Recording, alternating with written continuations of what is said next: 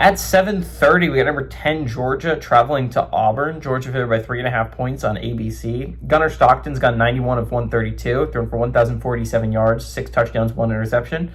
Chauncey Bowens had 56 carries for 310 yards and 3 touchdowns, and Colby Young's had 18 catches for 247 yards and a touchdown. Jackson Arnold for the Tigers got an 87 of 134, thrown for 846 yards, 5 touchdowns, 0 interceptions. Jeremiah Cobb has had 58 carries for 403 yards and 4 touchdowns, and Eric Singleton Jr. has had 27 catches for 265 yards and 2 touchdowns. Georgia's 65 and 56 against Auburn all time. Last 8 games have gone to Georgia from 2017 to 2024. Kirby Smart is 8-1 against the Tigers in his tenure here as the Georgia head coach.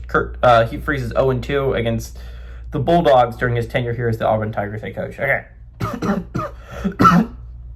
I think what's going to be really important here when you're looking at it is the look-ahead aspect here for Georgia, right? Auburn is obviously the inferior team to Georgia, but Georgia next week plays a massive game against Ole Miss, like one of the biggest games of the week.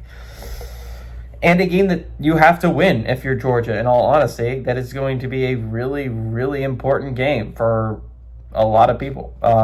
So, yeah, Bulldogs, that's a tough game. You're going to have to win it. Again, luckily for Georgia, the Texas Longhorns look like it could be an easier football game. Looks like an unranked matchup right now. So when I was saying before, you're going to have to go 3-1 in your ranked matchups, you're probably going to have to go 2-1 instead. Not that bad if you're Georgia. But you can't be affording to lose to unranked teams, good unranked teams like Auburn, right? Auburn's in an interesting position where I said they had to go 2-2 over the next 4 games to put themselves in a decent spot. They went 0-2 in the first 2. So they're going to have to win out. And these next 2 games are going to be very important to determining if they could possibly do that. Again, Georgia at home and Missouri at home are going to be really important games to win if you're Auburn. Again, you're going to have to win out. So, again, those are important games, but they still have a game against Vanderbilt on the schedule, and they still have a game against a very tough Alabama team, obviously in the Iron Bowl at home. But if you can put yourself in a position where that Iron Bowl game could mean going to the college football playoffs, I think that's a win if you're the Auburn Tigers. This is a big game for Auburn. This is a big game for Georgia, too, because you cannot afford to drop it heading into a big game against Ole Miss. You could be eliminated in 2 weeks if you drop this game. I think Georgia drops this game. I think there's a good chance for a look ahead here. I think the Auburn Tigers are a very good football team. I think Jackson Arnold needs to step it up offensively.